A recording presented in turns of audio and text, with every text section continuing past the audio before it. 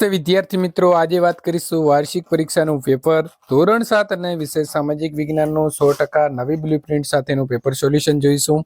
એ પહેલા ચેનલની અંદર પ્રથમ વખત આવ્યા છો તો મિત્રો ચેનલને ખાસ સબસ્ક્રાઇબ કરી દેવી. વિદ્યાર્થી મિત્રો, 23/4/2025 ના રોજ તમારું પેપર લેવામાં આવનાર છે. સમય રહેશે 3 કલાક અને કુલ ગુણ 80 નું આદર્શ પ્રશ્નપત્રનું સોલ્યુશન કરીએ તો પ્રશ્ન નંબર 1 ખાલી જગ્યા પૂરવાની રહેશે. ચેપ્ટર નંબર 5 ના પ્રશ્નો પૂછાશે.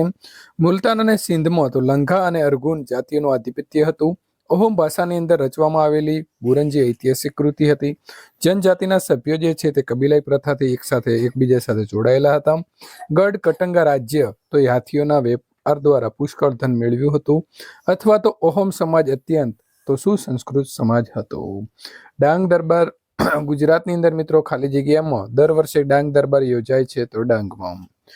બંધ બેસતા જોડકા જોડવાના છે. જોડવા માટે વિદ્યાર્થી મિત્રો સાચો જવાબ તમે સીધો લખી શકો છો. દાખલા તરીકે પેલું છે ગઢ કટંગા તો આવશે ડી, 70,000 ગામડા આવશે. ત્યાર પછી વર્ષાસન તો આવશે એફ. એની અંદર જવાબ મિત્રો બીજામાં લખીશું એફ. દર વર્ષે ડાંગ દરબાર જે છે તે ડાંગમાં ફરાય છે. 3 છે શ્રમિક તો આવશે એ, તો લખીશું આપણે પાઈક. નંબર 4 અમનદાસ તો આવશે બી.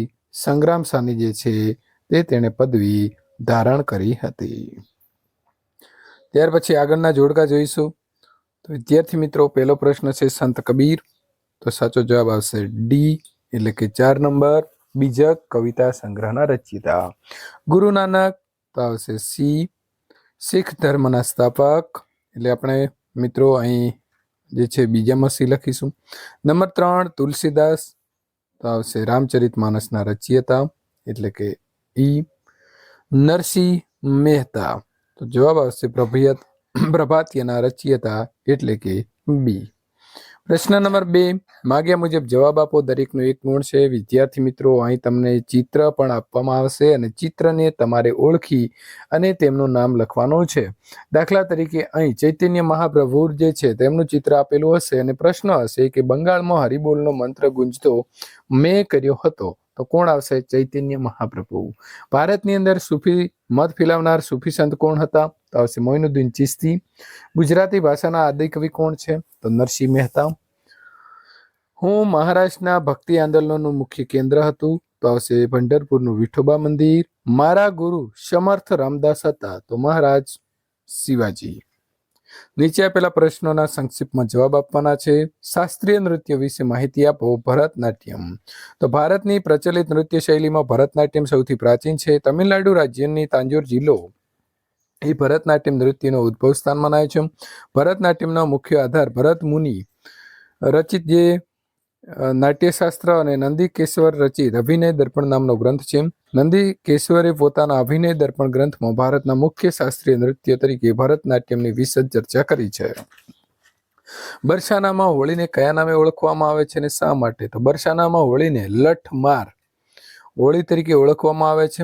આ દિવસે નંદગામના પુરુષો બરસાનાની સ્ત્રીઓ સાથે હોળી રમવા આવે છે. બરસાનામાં રાધાજીના મંદિર ઉપર ધજા ચડાવવામાં પ્રયત્ન કરે છે અને ત્યારે સ્ત્રીઓ તેને લઠ એટલે કે જાડી લાકડી લઈ પુરુષોનું સ્વાગત કરે છે. તેથી આ જે હોળી છે તેને લઠમાર હોળી તરીકે ઓળખવામાં આવે છે. અમદાવાદમાં નીકળતી રથયાત્રા વિશે જણાવો. તો અષાઢ સુદ બીજના દિવસે જગન્નાથની જેમ અમદાવાદમાં પણ રથયાત્રા નીકળે છે. જમાલપુરમાં આવેલા જગન્નાથ મંદિરની રથયાત્રાનો પ્રારંભ થાય છે. પહિત વિધિ પછી જ રથયાત્રાનો પ્રારંભ થાય છે. આ રથયાત્રાની અંદર હાથી, ઘોડા, અખાડા, સાધુ સંતો સહિત લાખોની સંખ્યામાં શ્રદ્ધાળુઓ ભાગ લે છે. રથયાત્રાની અંદર ભગવાન જગન્નાથ, મોટા ભાઈ બલરામ એટલે કે બલભદ્ર અને બહેન સુભદ્રા અલગ અલગ 3 રથમાં સવાર થઈને નગરચર્યા માટે નીકળે છે અને સાંજે ત્રણેયના રથ જે છે તે પાછા મંદિરે આવે છે. પ્રશ્ન નંબર 16 ટૂંકનો જ લખો. રાજપૂતોની વીરતાભરી ગાથાઓ. તો આજના રાજસ્થાનને બ્રિટિશ શાસકો રાજપૂતાના તરીકે ઓળખતા હતા. રાજપૂતોની સાંસ્કૃતિક પરંપરાઓ તેમના આદર્શો અને વીરતા સાથે જોડાયેલી હતી. રાજપૂતોની વીરતાભરી ગાથાઓ ચારણો અને બારોટો પોતાના કાવ્ય અને ગીતો દ્વારા વર્ણવતા હતા. તેમાં રાજપૂતોની સુરવીરતા, સ્વામી ભક્તિ, મિત્રતા, પ્રેમ, વીરતા, ક્રોધ વગેરે ગુણોનું વર્ણન કરવામાં આવતું. રાજપૂત સ્ત્રીઓ ગાય અને ધર્મ માટે પોતાના પ્રાણ ન્યૂછાવર કરી દેતા. તો રાજપૂતો એટલા મહાન હતા મિત્રો. રાજપૂત સ્ત્રીઓ પણ પોતાની શૂરવીરતા માટે પ્રખ્યાત હતી અને યુદ્ધમાં વીરગતિ પામેલા પતિ પાછળ તેઓ સતી થતી હતી. પ્રશ્ન નંબર 4, નીચે આપેલા પ્રશ્નોના મુદ્દાસર તમારે ઉત્તર લખવાના છે. શીખ સામ્રાજ્યના શક્તિશાળી શાસક રણજીતસિંહની કામગીરી જણાવો. તો રણજીતસિંહ શીખ સામ્રાજ્યના મહાન જે સામ્રાજ્ય છે તેના મહાન શાસક હતા. તેમણે લાહોર, અમૃતસર, કાશ્મીર, પેશાવર અને મુલતાન પર વિજય મેળવી શીખ સામ્રાજ્યનો ખૂબ વિસ્તાર કર્યો હતો. તેમણે તેમના લશ્કરમાં યુરોપિયન સેનાપતિઓ અને સૈનિકોની નિમણૂક કરી હતી. તેમણે તેમના સૈન્યને યુરોપના દેશોને સૈન્યની જેમ અતિ આધુનિક બનાવ્યું હતું. રણજીતસિંહે લાહોરમાં તોપ બનાવવાનું કારખાનું સ્થાપ્યું હતું. તેઓ ધાર્મિક રીતે ઉદાર હતા અને રણજીતસિંહના અવસાન પછી અંગ્રેજોએ ઈસવીસન 1849માં શીખ સામ્રાજ્યને બ્રિટિશ સામ્રાજ્યમાં ભેળવી દીધું. પ્રશ્ન નંબર 18, મહારાષ્ટ્રને એક મહાન મરાઠા સામ્રાજ્યમાં કોણે પરિવર્તિત કર્યું અને કેવી રીતે? તો પેશવા બાજીરાવ પહેલો કુશળ યોદ્ધા અને કુશળ રાજનીતિજ્ઞ હતા. તેમણે સૌપ્રથમ મુઘલ વિસ્તારો મરાઠા સામ્રાજ્યની અંદર ભેળવી દીધા. એ પછી તેમણે માળવા, ગુજરાત અને બુંદેલખંડ જીતી લીધા. તેમણે હૈદરાબાદને નિજામને પણ હરાવ્યો અને આ રીતે પેશવા બાજીરાવ પહેલાએ મહારાષ્ટ્રને એક મહાન સામ્રાજ્યની અંદર પરિવર્તિત કર્યું. પ્રશ્ન નંબર 5, તમારે સંક્ષિપ્તની અંદર જવાબ આપવાનો છે. સુનામી કિનારા ક્ષેત્રમાં તબાહી મચાવે છે. તો વિદ્યાર્થી મિત્રો તમે અહીંથી જોઈ અને જવાબ જે છે તે લખી શકો છો. આપત્તિઓના પ્રકાર વિશે, તો આપત્તિના 2 પ્રકાર, કુદરતી આપત્તિ અને માનવ સર્જિત આપત્તિ. તો એનું પણ સંપૂર્ણ વર્ણન તમે અહીંથી તૈયાર કરી શકશો. ભૂકંપ સમય કઈ કઈ સાવચેતી રાખવી જોઈએ? તો આપણે અહીં સાવચેતીઓ આપેલી છે. તો વિદ્યાર્થી મિત્રો એનો અભ્યાસ તમે અહીંથી કરી શકશો. આપત્તિઓની અસરો શું થાય છે? તો અસરો પણ આપી દીધી છે. ત્યાર પછી પ્રશ્ન નંબર 6, નીચે આપેલા પ્રશ્નોના મુદ્દાસર જવાબ આપો. દરેકના 3 ગુણ છે. ટૂંક નોંધ લખો. કચ્છનું રણ, તો કચ્છના રણ વિશે પણ માહિતી આપણે આપી દીધેલી છે.